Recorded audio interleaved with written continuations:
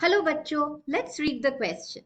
The question says list the 3 ways of HIV transmission from an infected person to a healthy person.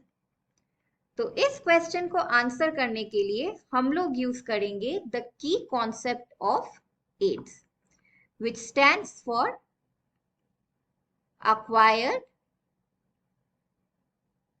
immunodeficiency syndrome. तो AIDS एक chronic disorder है जिसका कोई cure नहीं होता है and therefore prevention is the best option. AIDS होता है because of a retroviral infection called the human immunodeficiency virus और HIV. ये वायरस मोस्टली अफेक्ट करते हैं the immune cells of the body यानी कि the macrophages and the T lymphocyte.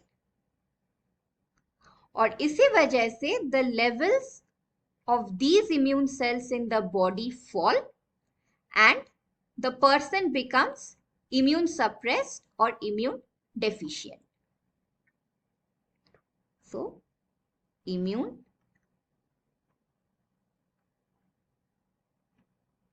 suppression. HIV एक highly contagious disease है यानी कि it can rapidly spread from one individual to the other. और HIV स्प्रेड होता है through the different body fluids. What are such body fluids? Blood, semen, vaginal fluid and breast milk. हमें यह भी ध्यान में रखना है कि body fluids like tears, saliva, sweat, इन सब से HIV स्प्रेड नहीं होता है. So what are the ways of HIV transmission? पहला है sexual contact with an infected individual.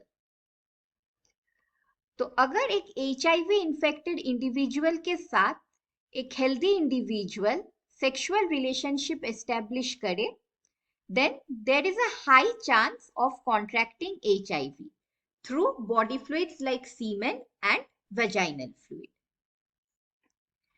Second है through contaminated blood transfusion. तो blood transfusion के दौरान अगर HIV पॉजिटिव ब्लड एक रेसिपिएंट को दिया जाए, then that recipient has a high chance of developing AIDS. और थर्ड है from mother to fetus.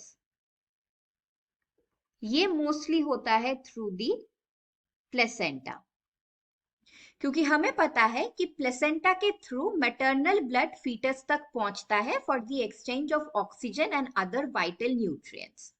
तो अगर मदर HIV पॉजिटिव हो, the virus can also reach the foetus through this placenta.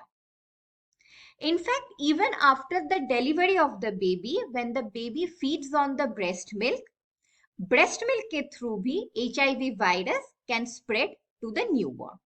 Hope you understood it well. Best of luck.